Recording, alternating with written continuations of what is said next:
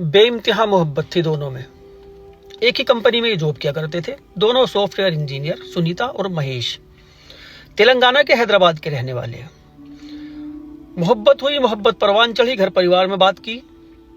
दोनों अच्छे पढ़े लिखे, अच्छी जॉब पर थे। परिवार की सहमति से दोनों की 2022 में शादी कर दी गई। शादी के बाद कुछ वक्त तक ठीक ठाक रहे, कोई प्रॉब्लम नहीं। महेश का कनाडा से लेटर आ गया, नौकरी के लिए इसने वहां पर अप्लाई कर रखा था। ये कनाडा चला गया, सुनीता इंडिया रह गई। कनाडा जाने के बाद इसने अपनी पत्नी के लिए भी नौकरी तलाश की, वहां नौकरी मिली, सुनीता को भी वहीं पे बुला लिया। अब वहां इन दोनों के बीच में क्या हुआ क्या नहीं हुआ वो तो ये दोनों ही जाने। लड़ झगड़ा करके ये सुनीता भारत वापस लौट आई। यहां पर आकर सुनीता ने घरेलू हिंसा का केस दर्ज करा दिया महेश के ऊपर। इधर कोर्ट से समन जा रहे हैं महेश के घर। अब ये हाजिर नहीं हो रहा, कनाडा में है, ये अलग परेशान। खैर, जब ये हाजिर नहीं हुआ तो 2025 में इनकी डिवोर्स हो गई। अब तलाक के बाद श्रीनाथ नाम का एक शख्स और इनकी जिंदगी में आया सुनीता के। उसको इन्होंने सब कुछ बता दिया कि मेरी पहले शादी हुई थी, इस तरह से मेरा डिवोर्स हुआ, कनाडा गई थी, वो सब कुछ जो भी इसकी जिंदगी में गुजरा। श्रीनाथ ने कोई आपत्ति नहीं जताई कि पहले जिंदगी से मुझे कोई मतलब नहीं, अब मुझे तो अब से मतलब है। सुनीता से उसने शादी कर ली। अब सास ससुर देवर सब कुछ घर में, शादी के बाद घर परिवार में ठीक ठाक रहने लगी। इधर महेश की माँ का देहांत हुआ। इसे सूचना दी, इसने कहा जब तक मैं ना हूं तो अंतिम संस्कार मत करना। महेश इंडिया आया, माँ का अंतिम संस्कार किया। अभी जब कनाडा वापस जा रहा था, इसका पासपोर्ट जो है वो निलंबित कर दिया गया, कोर्ट में पेश ना होने की वजह से जो इसके ऊपर केस दर्ज था। अब ये परेशान, कनाडा वापस नहीं जा पाया, परेशान।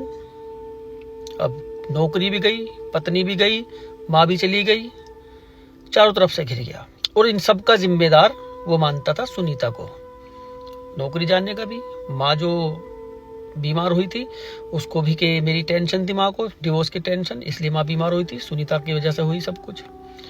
अब अपनी एक्स वाइफ को ढूंढने लगा, कहाँ है कहाँ नहीं। 2 महीने तक सोशल मीडिया पर तलाश किया। एक दिन मिल गया, कहाँ रहती है ये, सब कुछ एड्रेस आजकल सब अपडेट करते हैं सोशल मीडिया पर। मिलने के बाद एक 5 लीटर की कैन ली, बैग में रखी, एक कटर, चाकू, पहुंच गया घर उसके कमरे में सुनीता को बंद करा अंदर, चाकू से हमला, मार वार के उसको। जो घर परिवार के लोग, अंदर से लॉक कर रखा था कमरा, घर के लोग कह रहे दरवाजा खोल, पेट्रोल छिड़क कर बोला पूरे घर को आग लगा दूंगा अगर किसी ने भी ऐसे वैसे कोई हरकत करी, सबको जला दूंगा यहाँ। पुलिस को फोन कर दिया था, पुलिस भी आ गई। आई, सुनीता लहूलुहान पड़ी हुई थी, लाश उसकी। काफी कोशिश की, जद्दोजहद की, इसने अपने आप को बाथरूम में बंद कर लिया था। इसको निकाला वहां से, इसकी बॉडी को भी पोस्टमार्टम के लिए भेजा।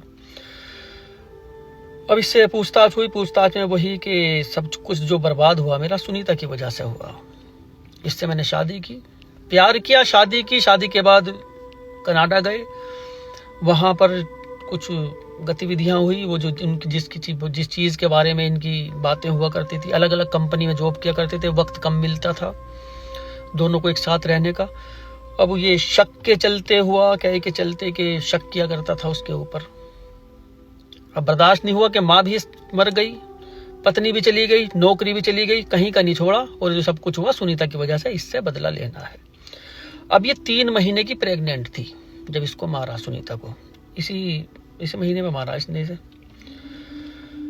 तो कभी कभी भैया ऐसे जुनून सर पे सवार हो जाते हैं लोगों के। बदला, वैसे बदला लेने से अच्छा है बदल जाना, बेहतर है।